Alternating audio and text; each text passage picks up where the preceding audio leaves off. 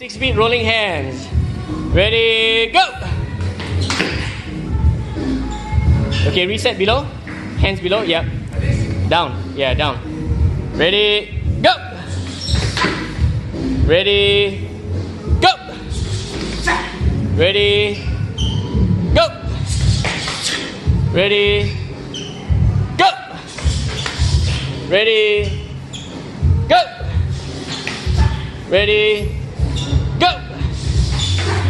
Ready, go! Good job. Be patient that the knife did not travel and cut the inside of the hands here.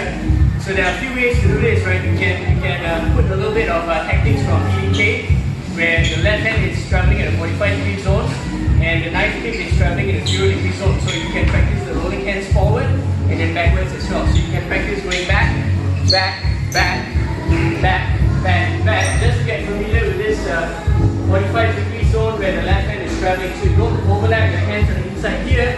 You can, if I have little space, I can overlap on the inside, but the blade has to go close to the body. So once you go here, you have to understand how to travel the blade close to the body. And this takes a lot of understanding and practice.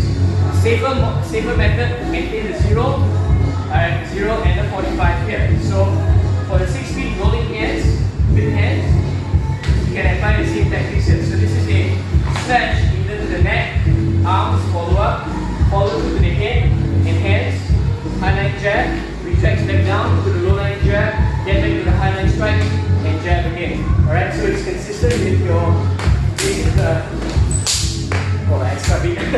Your basic 6-beat drill here.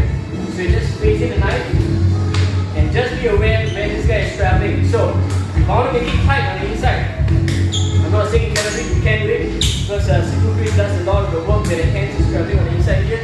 So you go and you make sure that you see the spine of the blade travel close to the body and the tip is away from your bicep. Alright, so this works with a knife anywhere between 4 inches or less. If it gets a bit long, then this guy will travel real close to your inner arm. So if I go there, you can see this is happening close here. So shorter, better, in a way. Finish here. Alright, okay, cool.